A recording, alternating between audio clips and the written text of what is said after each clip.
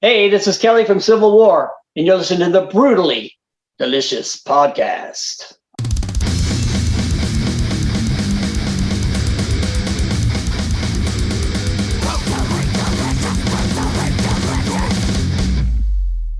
How are you doing?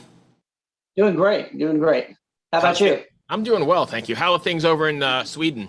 They starting to mellow out and open up a bit? I actually live in Belgium. Okay. Yeah. But I think in Sweden it's been pretty calm for quite a while. They've been practicing social distancing for 1,000 years, so they'll be all right. So Europe is pretty much back to being open, I see, with all these festivals and stuff. That's got to be pretty nice, right? Yeah, that's a big relief. I'm really glad for people to get out there and connect again and hear some live music and start to get some semblance of normality back. Yeah. I'm jealous. My timeline is filled with all these feeds of everybody at Hellfest and at Grass Pop and all these places, and I'm like, God damn, I wish I was there. Yeah, they're rocking out there. Yeah.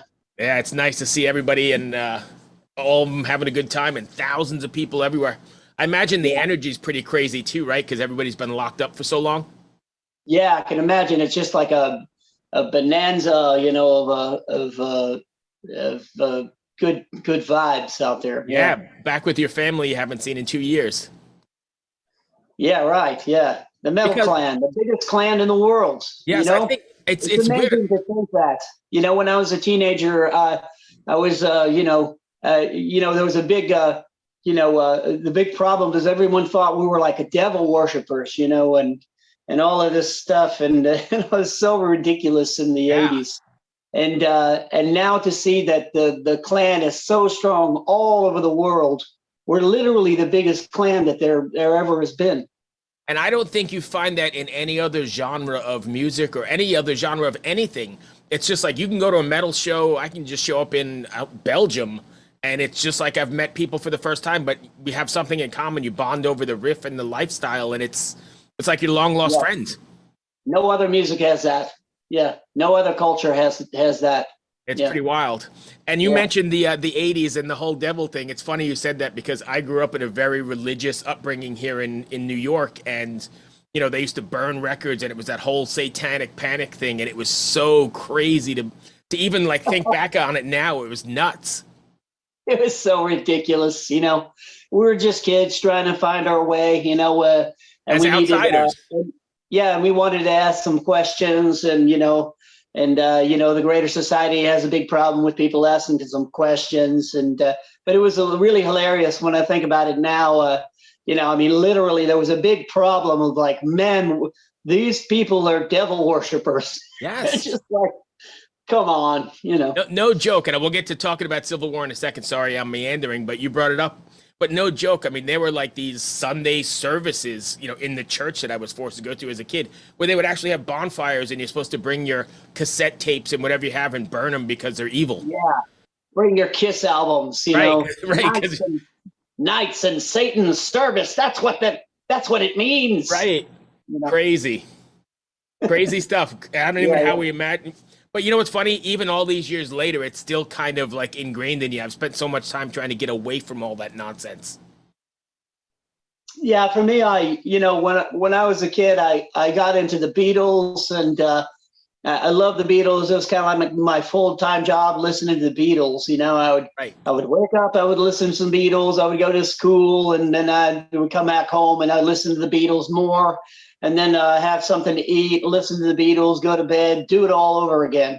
Right. And then when I heard Black Sabbath, I was like, aha, this is my music. This is the way I feel inside. Right. I'm different. I spent a lot of time when I was a kid, and I was in my room trying to get away from the bullies and the shitty kids, that were in the neighborhood, and I was listening to, Ronnie James Dio, and I was,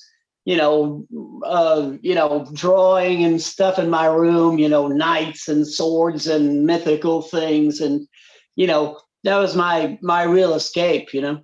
And devils and evil stuff, right? I loved it. I loved all that, right. When I heard Black Sabbath for the first time, I thought like, it feels like they're channeling some kind of energy, some ancient energy from deep under the earth.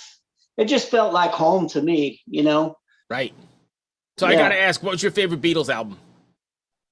I don't have a favorite album. I mean, I love Revolver. I think that's crazy good. I love Sergeant Pepper. There's just too much.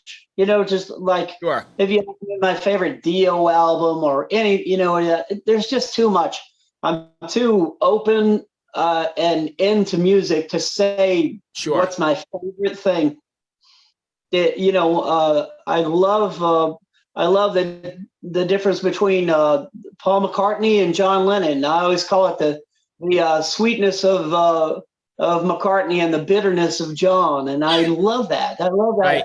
That they were able to kind of coexist in a band and add those flavors, mix those flavors together. Right. Yeah. I will say, just for me personally, the album I spin the most, even to this day, is Revolver. That's one of my favorites. Oh, actually, I'm lying. Not Revolver. Rubber Soul. Oh, okay. Yeah. Right. Sorry, it doesn't matter. It's just like if you say the Beatles, the thing that I think is pretty ridiculous is people that say it's like the Beatles are overrated or blah, blah, blah, today. It's like, I'm sorry, most of the bands that you like were influenced by the Beatles. Right. It's just a fact. Sure. There's no war between the Beatles and the Stones. It's just what you prefer. Right. But without the Beatles, so much of the music that you like would not even exist. Yep, I 100% agree. So anyway, we came here to talk about Civil War. Sorry, I got meandering right away.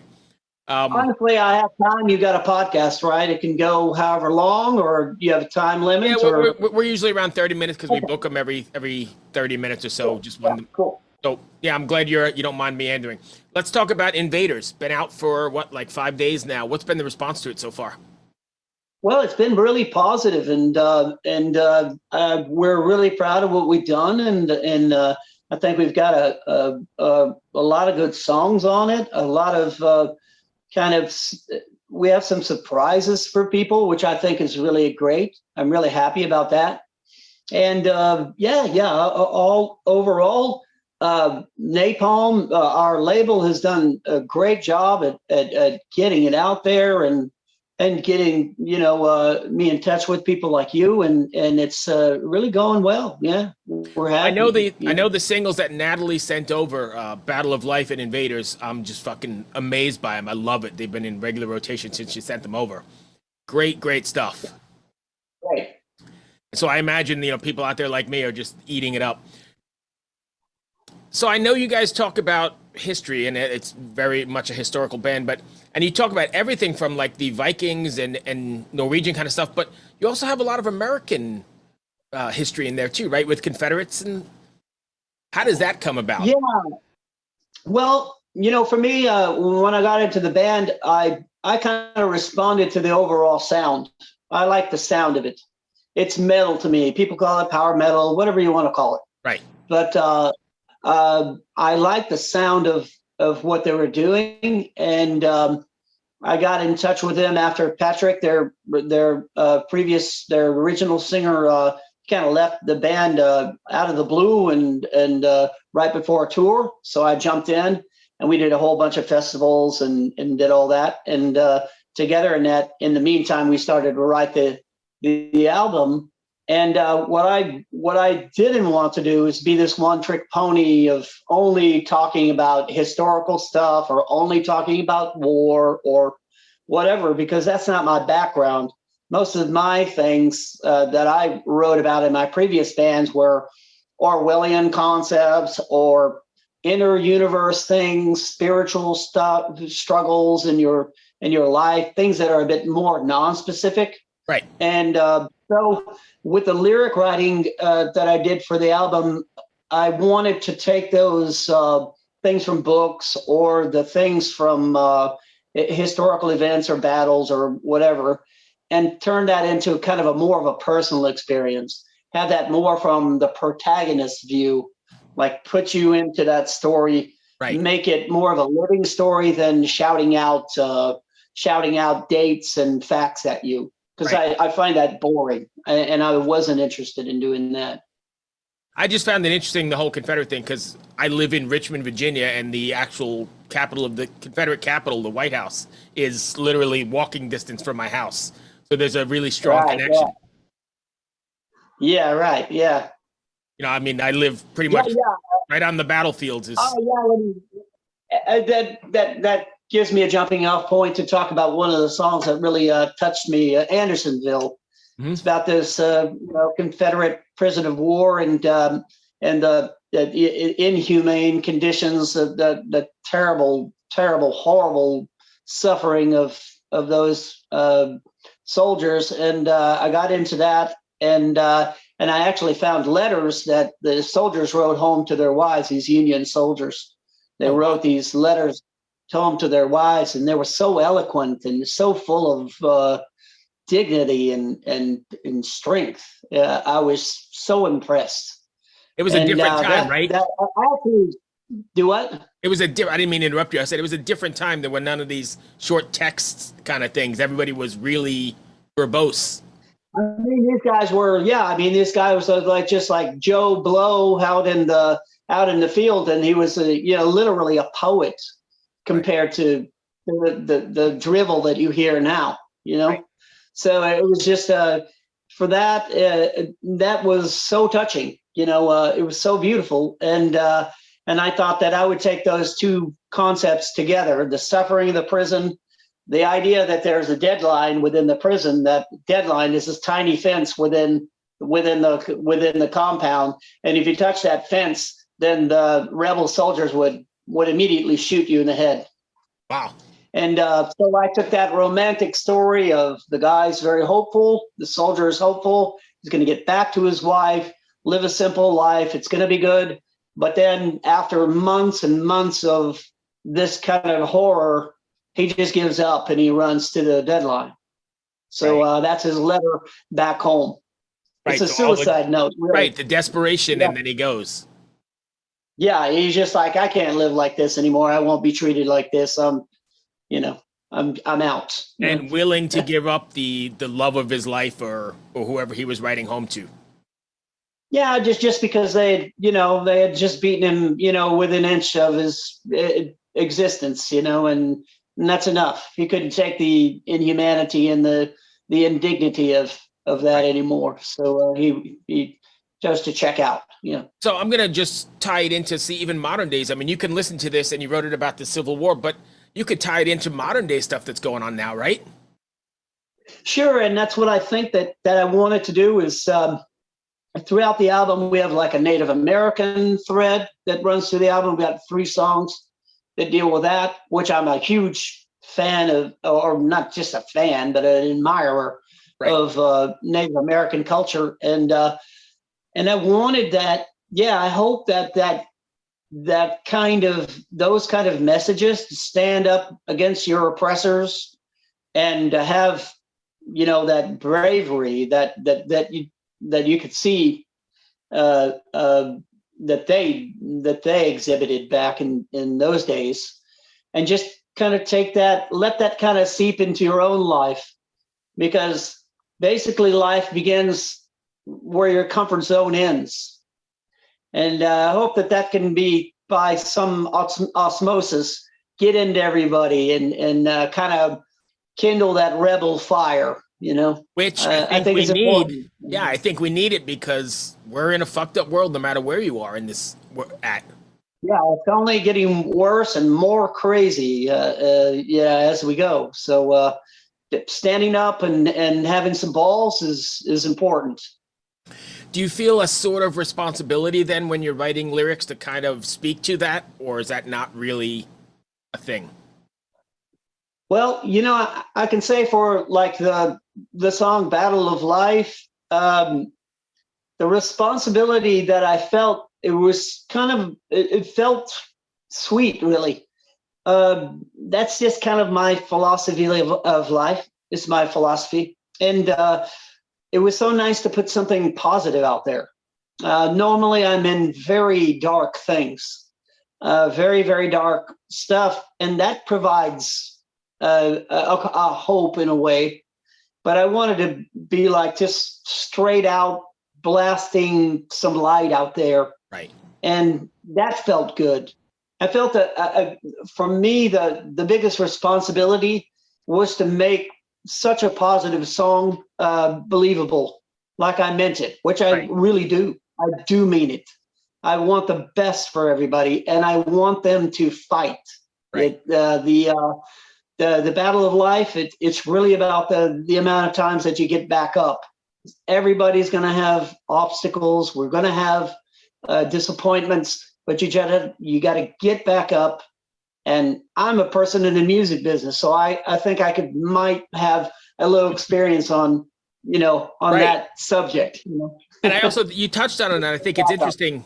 You touched on it, I think it's interesting that you went for the positive song, but I think especially in the heavier music and metal, there's a bit of catharsis and a bit of hope in the darker songs, right? Because you can identify with it and you can get your shit out there. Does that make sense? Yeah, that's what I think. Even in the darkest music, it's really about kind of expelling your demons. I think of the depression and bad mojo, bad vibes. It's kind of like crows that sit on your shoulder. But when you scream up to the heavens, then the crows have to fly away for a while. You're free. You're clean. It cleans you out. Yeah. This music cleans you out. It's not about violence. It's about asserting yourself. Right. That's what it's about. Even on the receiving end, I think it's helpful to be able to identify with somebody around the world who's going through the same thing or who feels the same thing, and you're not alone, and we're all in this sort of shit pile together. Absolutely. I mean, I think that metal has done that the best way that any music or art form has done. Maybe not art form, but musical form has done, is to unite and put people into place where, like, yep, I get it. I get what you're going through. I went through something maybe not specifically exactly what you're going through, but I know those feelings. And that's why metalheads bond. We're on the outside. We're questioning society. We're questioning stuff that's going on out there. We don't fully agree with it. Something stinks. We don't like it. And we're all together in that. It's like, you're my brother. I get it. You're going through the same struggle as I am. So we're together on this. Right. We're not going to be force-fed the nonsense just because it's somebody saying it. Right. Yeah. We metalheads think for themselves. And that's why they called us devil worshippers and all the retarded things that they've said. Right. It's just not comfortable for people that are a totalitarian or whatever to have people questioning. So it's always call them a Nazi or call them Satan worshippers or whatever. Right. It's an easy tactic, I imagine that, being the music that you write is so emotional and passionate. Do you get fan responses or emails, or at a show somebody says, hey, I identified with the song and it changed my life in this way, or it did that?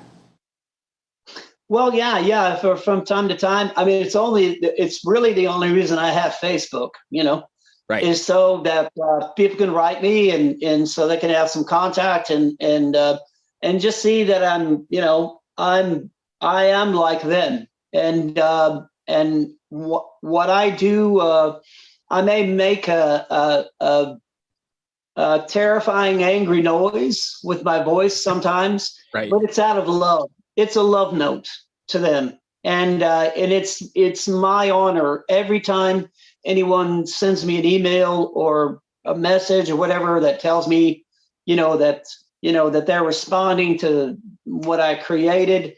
I mean, that's my absolute privilege in life. Right. It's got to be humbling as well, right? Yeah, it's the big payoff. And it's hard to process, because I'm not Mr. Ego, Mr. Rockstar kind of person. Right. But it's a beautiful, beautiful moments. You get those from time to time. Are you guys planning on taking Civil War out on the road? Yeah, I mean, we hope that we'll have some tour stuff lined up maybe later in the year. because of the pandemic, it's been, everything's been rescheduled like 3 times. Right now, the only thing we've got right now is Masters of Rock in the Czech Republic, which is really cool. I mean, this is going to be great. The Judas Priest and all these crazy cats are going to be there. It's going to be really something special. It's going to be a shock to play live again, because we hadn't played live probably, I don't know, in about 2.5 years, I guess. What's that going to feel like? I don't know. That's the thing. I really don't know. I guess it's just going to blow by like it was a blink of an eye, and we'll see what the damage is. But are you nervous? I hope it goes well. Yeah, I'm not nervous. I don't really get super nervous about it, but it will be surreal, let's say. Yeah. Because I imagine the energy exchange from people like myself in the audience who haven't been to a show in however long, we're going to be just as excited as you are to be playing, right? It's going to be a crazy energy exchange. Yeah, I hope so. Yeah, that's what we're looking forward to. Just like those blasting rays, coming at us. Hopefully that'll happen. Yeah. So what do you have planned after that then? I mean, as far as that goes, I mean, we hope we get some touring, of course, later in the year, and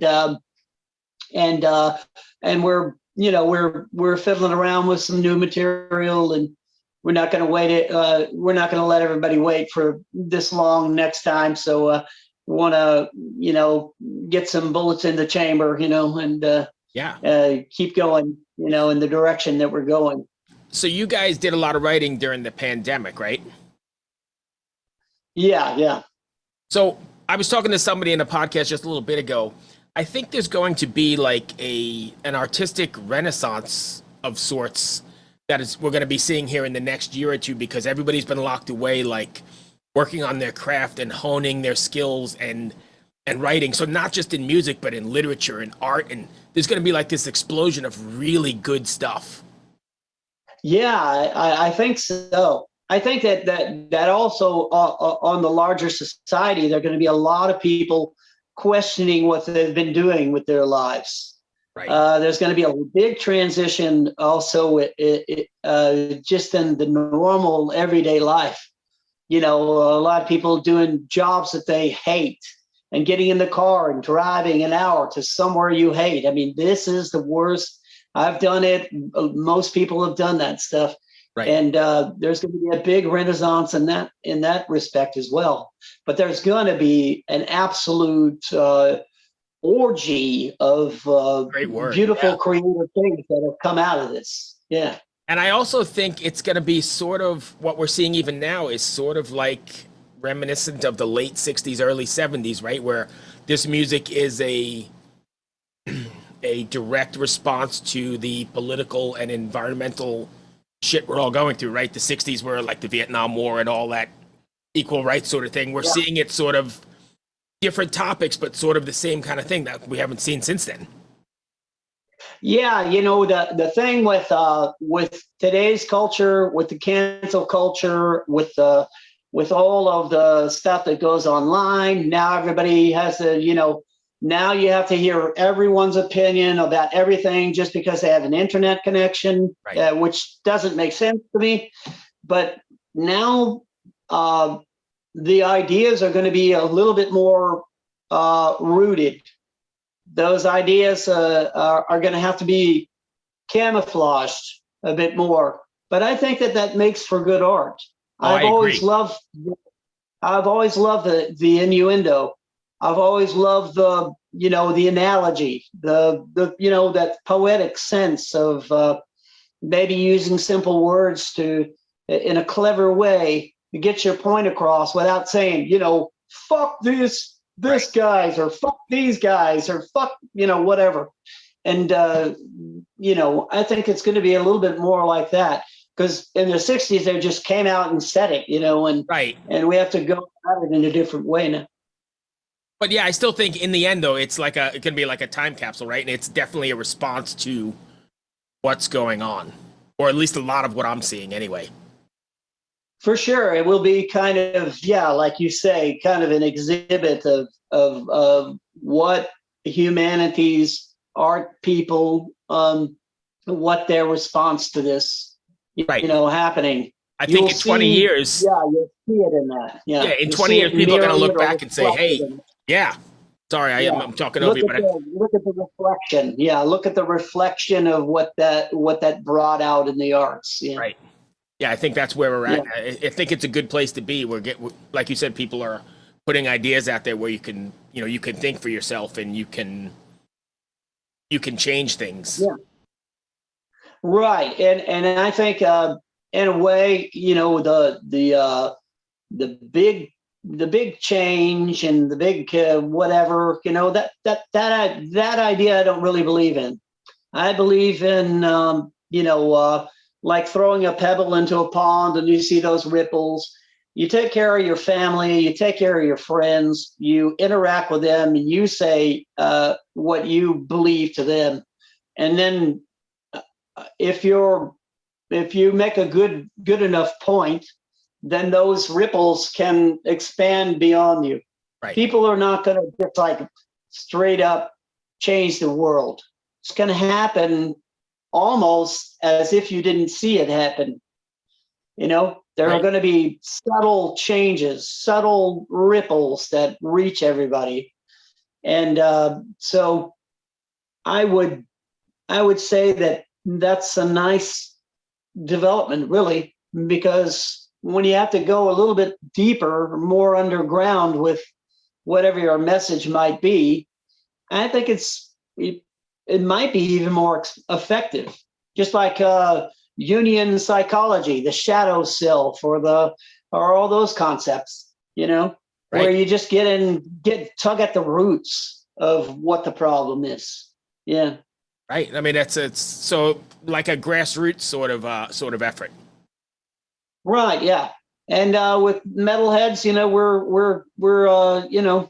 we're connected. We love each other. We're brothers, and don't worry about the rest of the world. Just worry about your friends. Worry about the people you care about. Worry about the people that that are a little bit more in the same boat and kind of think like you. And don't try to shout on the social media. You're never going to change anybody's mind.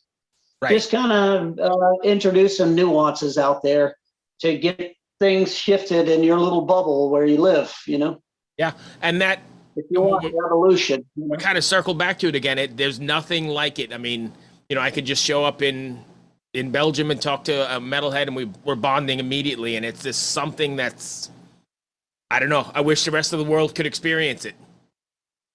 Yeah, they just don't have it. They just don't have it because they didn't they don't get knocked on the head. They don't get they don't get the same amount of shit shoveled at them as we do. But it's worth it.